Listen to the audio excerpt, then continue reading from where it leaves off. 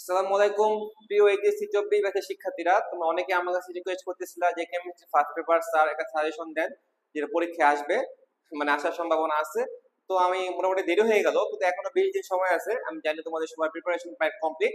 এই শেষ সময় এসে আজকে আমি তোমাদেরকে নিয়ে সেই হট কোশ্চেন গুলো নিয়ে আলোচনা করবো, যেগুলো এবার আসার পসিবিলিটি অনেক বেশি। অনেকগুলা বছর, বিগত 3-4 বছর বোর্ড অ্যানালাইসিস করে এই সাজেশন ভিডিওটা তোমাদের জন্য বানানো। আশা করি তোমাদের উপকারে লাগবে। তো প্রথমে অধ্যায় 1 তো আলোচনা করার কিছু নাই, আমরা চলে আসলাম অধ্যায় 2 এ। দেখো, আগে আমাদের জানতে হবে যে কোন অধ্যায় থেকে কয়টা করে সৃজনশীল আসবে, আমি কয়টা আনসার করতে পারবো এবং ওখান থেকে কি কি আনসার করতে হবে। সবার আগে দেখো, আমি যদি অধ্যায় 5 বলি, অধ্যায় 5 থেকে কিন্তু আমার একটা সিকিউ হবে, ঠিক না? একটা সিকিউ হবে। কোথা থেকে হবে এটা পরে বলতেছি। অধ্যায় 2 এ আসি, অধ্যায় 2 এও কিন্তু আমার শিওর একটা সিকিউ হবে। অধ্যায় 4 এও কিন্তু আমার শিওর একটা সিকিউ হবে। এখন দেখো কয়টা সৃজনশীল হলো, 3টা। অধ্যায় 3 থেকে শিওর মোটামুটি বিগত কয়েক বছর দেখা যাচ্ছে যে 3টা সিকিউ আসবে। ধরো তোমার সিকিউ মিক্স হতে পারে, কিন্তু আমি ধরলাম 3টা সিকিউ এখানে আসবে গতবারের পরীক্ষা অনুযায়ী।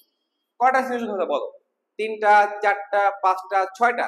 এখন আমি যদি বাড়াই, গুণগত রসায়ন একটা সিকিউ,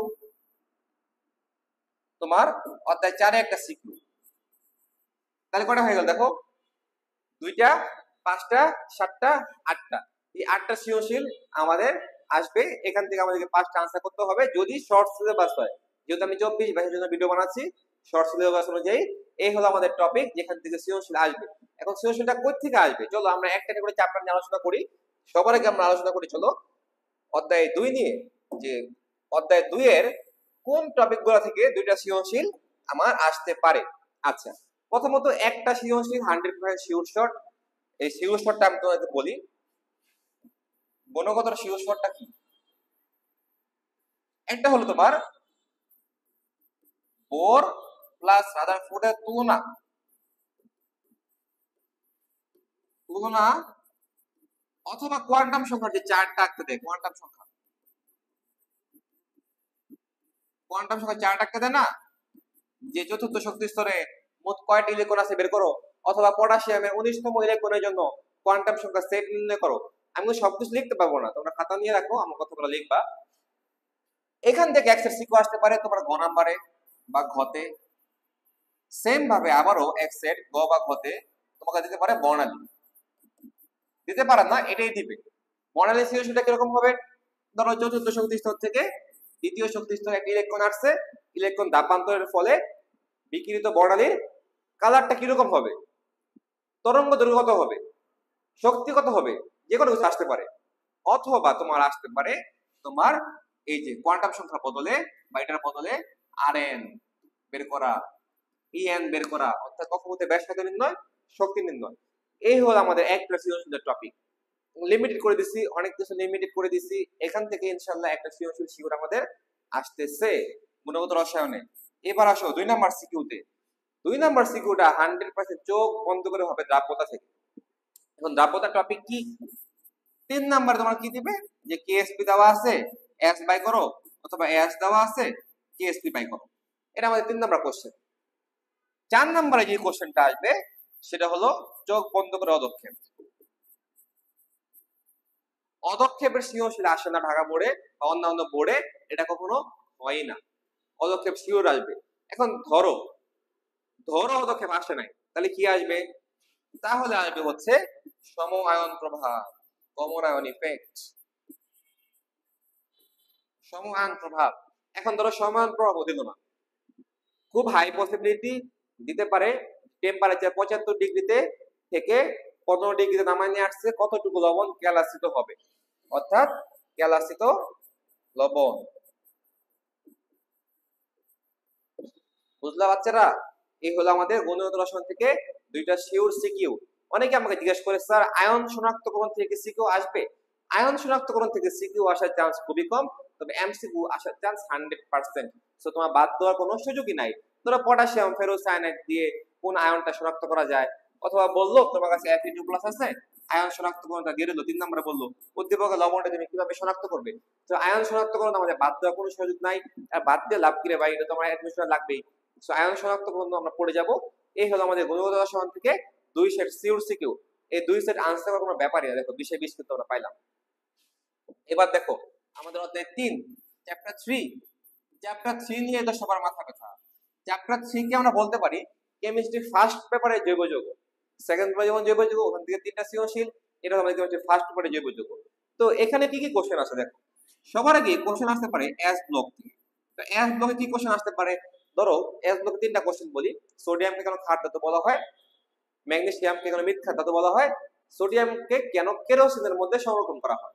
শেষ, এস ব্লক কাকে বলে, আর কিছু পড়ার নাই। এরপরে কি পি ব্লক।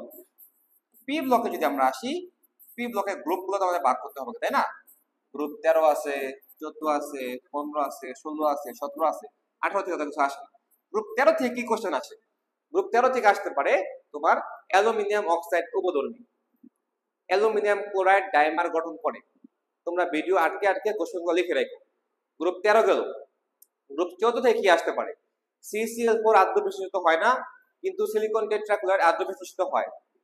তারপরে তোমার আসতে পারে যে SNO মানে tin oxide, lead oxide, group 14 তে আছে আমরা carbon silicon germanium tin lead, এগুলা উভধর্মী। তারপরে যে কোশ্চেন অনেক ইম্পর্টেন্ট, CO2 গ্যাস আর সিলিকন ডাইঅক্সাইড কঠিন। মনে আছে সিলিকন ডাইঅক্সাইড যে দৈত্যাকার অণু গঠন করে, এই কোশ্চেনগুলো গ্রুপ 14 থেকে আসতে পারে। এবার গ্রুপ 15 তে আসি, NCl3 গঠিত হলেও NCl5 গঠিত হয় না কেন, NH3 এবং PH3 ক্ষারধর্মী এবং কোনটি অধিক ক্ষারধর্মী, NCl3 আদ্র বিশেষিত হলেও NF3 আদ্র বিশেষিত হয় না কেন। এই হলো গ্রুপ 15। এবার গ্রুপ 16 তে আসি, H2O উভধর্মী। কোশ্চেনটা অনেক বেশি ইম্পর্টেন্ট, অনেক বেশি। H2O উভধর্মী, OF2 গঠিত হলেও OF4 এবং OF6 গঠিত হয় না কেন। এই কোশ্চেনটা অনেক ইম্পর্টেন্ট। এবার আমরা গ্রুপ 17 তে, গ্রুপ 17 থেকে আসার মতো তেমন কোনো কোশ্চেন নাই। একটা ডেফিনেশন আসতে পারে যে অসামঞ্জস্যতা বিক্রিয়া কাকে বলে। এইগুলো হলো আমাদের পি ব্লক। যে কোশ্চেনগুলো আমরা বললাম তোমরা নোট করে নাও, ইনশাআল্লাহ এখান থেকেই আমাদের সৃজনশীল একটা গ বা ঘ কমন পড়বে এবং খ নাম্বারও কিন্তু এগুলো আসে। যেমন অ্যালুমিনিয়াম ক্লোরাইড যে ডাইমার গঠন করে, এটা খ নাম্বারও আসে। পি ব্লক গেল। এবার আসে ডি ব্লক। এখন এই ডি ব্লক আমরা কিন্তু এক সেট সৃজনশীল, প্রথমে একটা সেট সৃজনশীল আলোচনা করতেছি, এই ব্লকগুলো থেকে এক সেট সৃজনশীল হবে। কিরকম ডি ব্লক, ডি ব্লকের 5টা বৈশিষ্ট্য তোমরা জানো। এর মধ্যে বিগত 2 বছর ধরে লাস্ট 2 ইয়ার ঢাকা বোর্ডে কোশ্চেন দিচ্ছে হলো জটিল যৌগ থেকে। অন্যান্য বোর্ডেও গত কয়েক বছর ধরে জটিল যৌগের কোশ্চেনটা খুব বেশি আসতেছে। তো এবার আমার প্রেডিকশন, এবার আসতে পারে রঙিন যৌগ থেকে। যে সকল বোর্ডে রঙিন যৌগ আসছে, এবার আসতে পারে জটিল যৌগ থেকে। এবং জটিল যৌগেরই কিন্তু একটা পার্ট যে মৌলটা প্যারাম্যাগনেটিক হবে নাকি ডায়াম্যাগনেটিক হবে। আশা করি তোমরা বুঝতে পারছো। আচ্ছা, এটা গেল।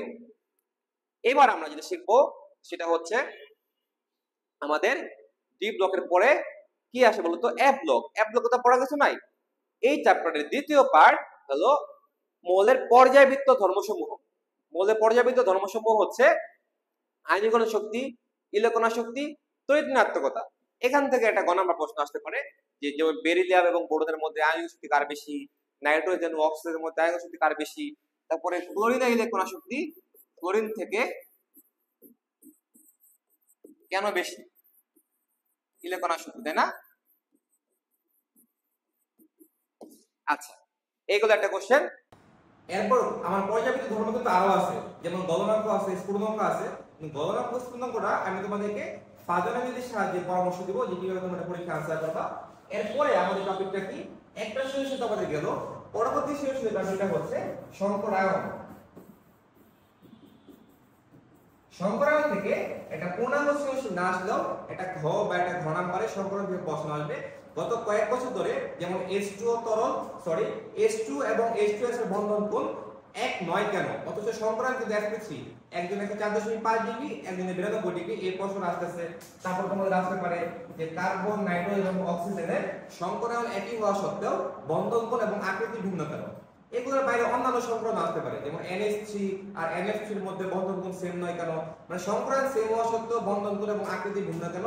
এইটাকে সৃজনশীল আমাদের ঘ নাম্বারে আসতে পারে। তাহলে এর সাথে আরেকটা কি আসতে পারে, সেটাও আমাদের সেই গ্রুপ ভিত্তিক যে আমরা বৈশিষ্ট্য বললাম সেখান থেকে প্রশ্ন ঢোকা দিতে পারে। প্লাস যেটা আসতে পারে সেটা হলো আমরা এটা শিখছি সিগমা বন্ধন, বাই বন্ধন, সন্নিবেশ বন্ধন, অর্থাৎ একটা যৌগে বিভিন্ন ধরনের বন্ধনের উপস্থিতি।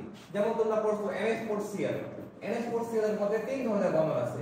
কি কি বন্ধন আছে? NH3 এর মধ্যে সমযোজী বন্ধন, NH4+ গঠনের সন্নিবেশ বন্ধন, NH4+ আর Cl- এর মধ্যে আবার আয়নিক বন্ধন। একই যৌগে বিভিন্ন ধরনের বন্ধনের উপস্থিতি, এটা হলো আমাদের একটা question. Last exercise last paper হলো আমাদের হাইড্রোজেন বন্ধন থেকে যে কোশ্চেনটাকে আপনাকে বললাম যে H2S H2O তরল আর H2S গ্যাস। তারপরে হাইড্রোজেন বন্ধনের প্রকারভেদ, যেমন অন্তঃআণবিক, আন্তঃআণবিক, অর্থনাইট্রোফেনল, প্যারানাইট্রোফেনলের গলনাঙ্কের তুলনা, এগুলা মিলাইয়া ঝিলে তোমাদের অধ্যায় 3 থেকে 3টা সৃজনশীল আসবে। যদি এখন অধ্যায় 3 থেকে 3টা সৃজনশীল না আসে, ধরো টিচারের পছন্দ অধ্যায় 2 অনেক বেশি পছন্দ, তাহলে ওরা 2 থেকে দিতে পারে। অধ্যায় 4 থেকে বেশি পছন্দ, তাহলে অধ্যায় 4 থেকে 3 দিতে পারে। তো বিগত কয়েক বছরের প্রশ্ন থেকে আমরা যেটা দেখলাম যে অধ্যায় 3 থেকে 3টা সৃজনশীল আসে। এরপর হলো আমাদের 4 নম্বর অধ্যায়, যেটা হলো আমাদের রাসায়নিক পরিবর্তন। এটা হচ্ছে সবচেয়ে ইজি, কারণ এখানে মোটামুটি ফিক্স যে সৃজনশীলটা কই থেকে আসবে। এটার এক সেট সৃজনশীল একদম 100% শিওর, বিগত 10 বছর দেখো চেঞ্জ হবে না। একটা হলো 3 নম্বরে কেপিকেসি, 4 নম্বরে তোমার লাশোতেলিয়া, অথবা লাশোতেলিয়ার বদলে 4 নম্বরে কেপিকেসি। কি রকম? এখানে দিল ওদের রিলেশন থেকে দিল, মনে করো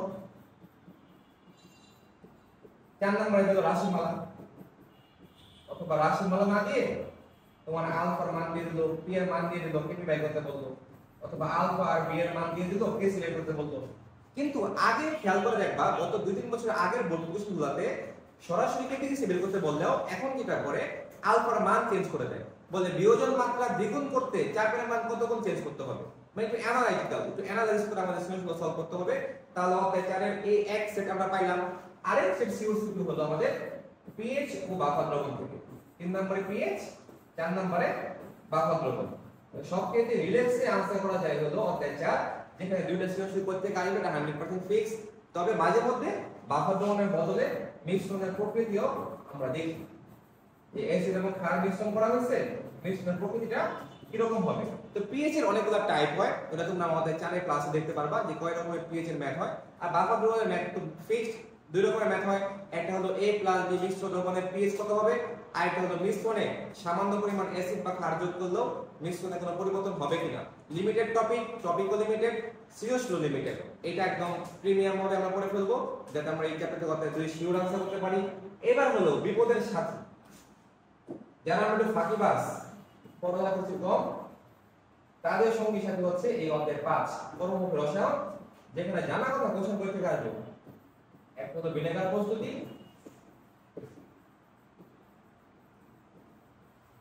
আর একটা হলো তোমার কৌশল। সেটা ভিনেগারের কৌশল আসতে পারে, যে ভিনেগার কিভাবে তোমার খাদ্যদ্রব্য সংরক্ষণ করে এই কৌশল আসতে পারে, অথবা প্রিজারভেটিভস কিভাবে তোমার খাদ্যদ্রব্য সংরক্ষণ করে সেই কৌশলটাই আসতে পারে। এই হলো আমাদের কেমিস্ট্রি ফার্স্ট পেপারের 8টা সৃজনশীল, যেখান থেকে আমাদের চুজ করতে হবে 5টা। তোমরা যারা সিরিয়াসলি পড়ালেখা করছো এবং এরকম সাজেশনটা ফলো করবা, তাদের পরীক্ষা হলে যা দেখবা যে 8টা সৃজনশীল পাচ্ছো, এখন কোন পার্টটা চয়েস করবা এটাই কনফিউজ হয়ে গেছো। সেই ক্ষেত্রে আরেকটা তুমি ডিসাইড করে যাবা যে এটা তুমি বেশি ভালো পারো।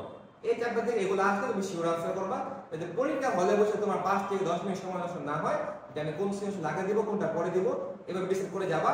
কিন্তু মাঝে মধ্যে কিন্তু হতেই পারে যে তুমি যে চ্যাপ্টারটা ভালো পারো সেই চ্যাপ্টার থেকে একটা কঠিন প্রশ্ন আসা পড়ছে, আনকমন প্রশ্ন আসা পড়ছে, সেটা তুমি ব্যাকআপ রাখবা। এরপরে তুমি কোনটা ভালো পারো সেটা আনসার করতে পারো। লিমিটেড প্রিপারেশন রাখবা না। অনেকে আছে অধ্যায় 3টা বাদ দিয়ে দেয়, তো অধ্যায় 3 যদি বাদ দিয়ে দেয় তাহলে তো পরীক্ষা দিতে গেলে 5টা থেকে 5টা সিকিউ। কিন্তু টিচাররা কিন্তু এখান থেকে তোমাদের সাথে ট্রিক্স করবে, অধ্যায় 3 এর কক্ষ দিয়ে দিবে অন্য সৃজনশীলের কক্ষের মধ্যে, তাহলে তোমার তো নাম্বার আরো চলে যাবে। তুমি মনে করতেছো যে 5টা পূর্ণ আনসার করতে পারবা, কিন্তু তা পারবে না। তাই তোমাদের কাছে পরামর্শ থাকবে তোমরা সবগুলো অধ্যায়, যেহেতু শর্ট সিলেবাস, তোমরা সঠিক ভাবে প্রস্তুতি নিয়ে যাবা। কিন্তু পরীক্ষা এমন হয় যে তুমি সবগুলো সিটি পাচ্ছো, যে 5টা বেস্ট পারো সেটা তুমি আনসার করবা। আর এমসিকিউ সাজেশন তোমরা চাইছো যারা আমার কাছে, এমসিকিউ জন্য তো আসলে ভাবে টপিক ভিত্তিক সাজেশন দেওয়া সম্ভব না।